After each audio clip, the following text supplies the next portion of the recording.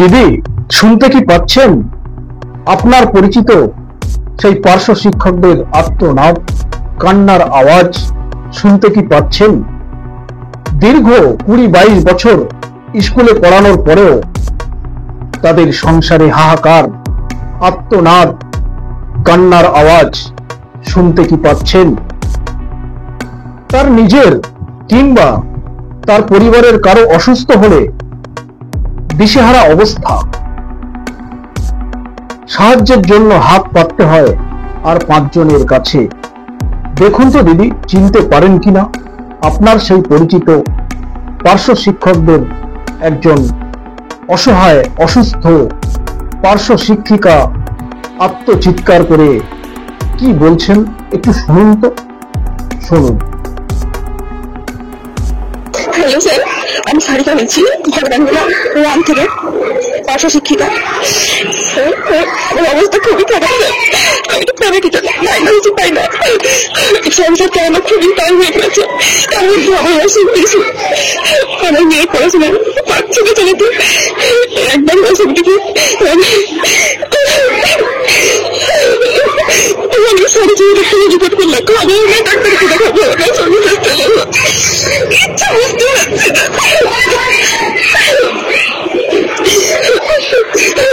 পেটের মধ্যে টিউমার লেগেছে, বুঝতে পারছি না, অনেক কিছু খেতে হবে, কিন্তু বুঝতে পারছি না আমি খাবো না, সংসার চালাবো না, মেয়েকে পড়াবো, কিছু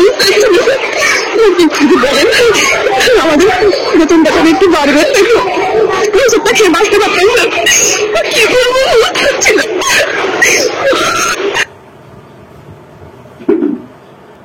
দিদি, আর কত কাঁদাবেন বলুন তো? আর কত এই অসহায় পরিবারগুলোকে কাঁদতে হবে বলুন তো? দীর্ঘ 20-22 বছর চাকরি করার পরেও, স্কুলে পড়ানোর পরেও তাদের এই হাহাকার অবস্থা থাকবে? তাদের এখনো এই কাঁদতে হবে? অসুস্থ হলে মানুষের কাছে হাত পাততে হবে? আপনি না 2009 সালে বলেছিলেন যে দিল্লির একজন পার্শ্ব শিক্ষক যে বেতন পায়, পশ্চিমবঙ্গের পার্শ্ব শিক্ষক তার 3 ভাগের 1 ভাগও পায় না? আপনি বলেছিলেন না যে পশ্চিমবঙ্গের পার্শ্ব শিক্ষকরা আত্মেটা খেয়ে স্কুলে যাচ্ছে, তারা আত্মেটা খেয়ে কিভাবে স্কুলে বাচ্চাদের পড়াবে? আপনি বলেছিলেন। আর আপনি 2011 সালে ক্ষমতায় আসার পরে আপনি ভুলে গেলেন? অন্যান্য রাজ্যে যেখানে পার্শ্ব শিক্ষকদের 30 থেকে 35 হাজারের উপর বেতন দিতে পারছে, আর আপনার এখানে কেন এই পরিবারগুলোকে ভিখারির অবস্থায়, আর আপনার রাজ্যে আপনি কেন এই অসহায় পরিবারগুলোকে ভিখারির অবস্থায় ফেলে রেখেছেন? তাদের না চলছে সংসার, না পারছে তারা এই চাকরিটা ছাড়তে, একটা অসহায় অবস্থার মধ্যে দিয়ে তাদের জীবন যাচ্ছে। এই দোষটা কার? তাদের না আপনার? তাদের দোষটা কি করে হয়? তারা তো বেকারত্বের জ্বালায় এই অল্প মাইনের কাজে তারা প্রবেশ করেছিল। তাদের আশা ছিল যে অল্প অল্প করে একদিন হয়তো বাঁচার মতো একটা বেতন তারা পাবেন। দিদি, তারা তো বেশি কিছু চাইছে না, তারা শুধু চাইছে তারা যেন ভালোভাবে বেঁচে থাকতে পারে, সেরকম একটা সম্মানজনক বেতন, পর্যাপ্ত একটা বেতন চাচ্ছে বা ভাতা চাচ্ছে। তারা তো আপনার কাছে বেশি কিছু চাইছে না। আপনি তো মানবিক মুখ্যমন্ত্রী, আপনাকে মানবিক মুখ্যমন্ত্রী বলা হয়, তো কেন এই পরিবারগুলোর প্রতি এত অমানবিক আচরণ আপনি করছেন? আপনি কি দৃষ্টি প্রতিবন্ধী হয়ে গেছেন, না শ্রবণ প্রতিবন্ধী হয়ে গেছেন? তা তো না, আপনি দেখতেও পান, শুনতেও পান, তারপরেও জেনে শুনে জেনে বুঝে আপনি কেন এই অসহায় পরিবারগুলোকে মৃত্যু পথে তুলে দিচ্ছেন?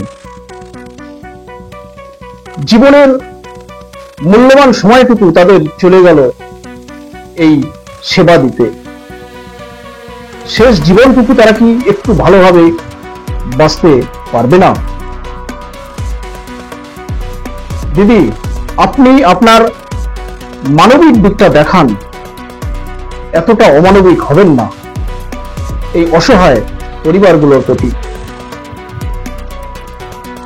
অন্যান্য রাজ্যগুলোতে পার্শ্ব শিক্ষকদের বেতন 30-35 হাজারের উপর, সেখানে আপনার এখানে আজ 20-22 বছর চাকরি করার পরেও প্রাথমিকে মাত্র 10,000 এবং উচ্চ প্রাথমিকে 13,000। এটা কি মানা যায় বলুন? আর কত মানুষের ধৈর্য আর কত থাকবে?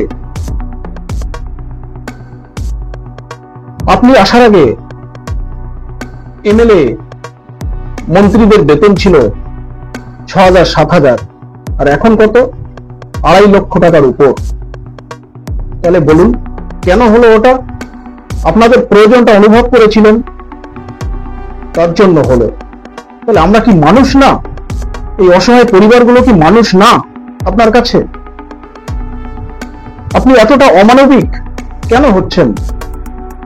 আপনার মানবিক দিকটা দেখান, আপনার মানবিক দিকটা দেখান।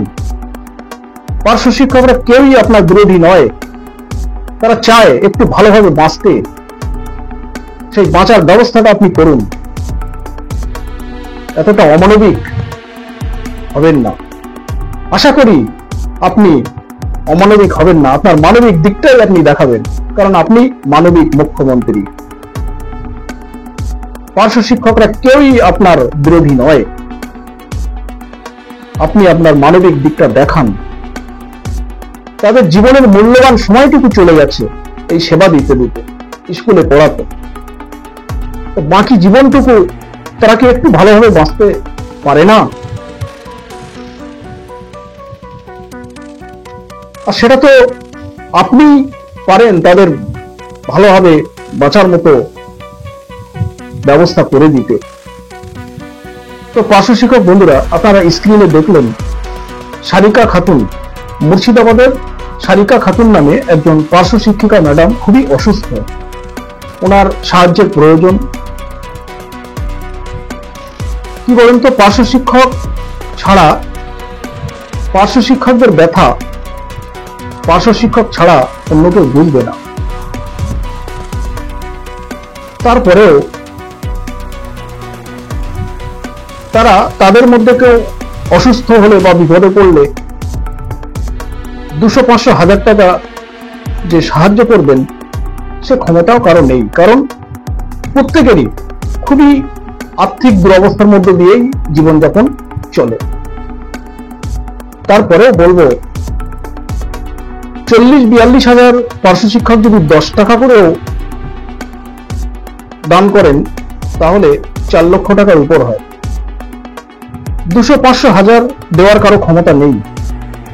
আপনারা 10-20 টাকা করেই দেন না, দিলে তবু তো অনেকটাই সাপোর্ট হলো।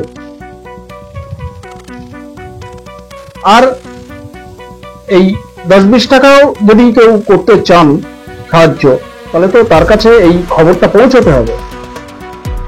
তাহলে এই ভিডিওটি প্রত্যেকের কাছে আপনার পৌঁছে দিন, এবং অন্তত 10 টাকা করেও যদি আমরা সাহায্য করতে পারি তাহলে তবুও কিন্তু 4 লক্ষ টাকার উপর, সেটাও কিন্তু কম না।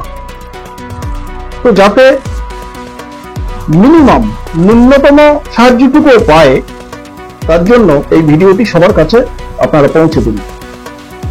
সকলে ভালো থাকুন, সুস্থ থাকুন।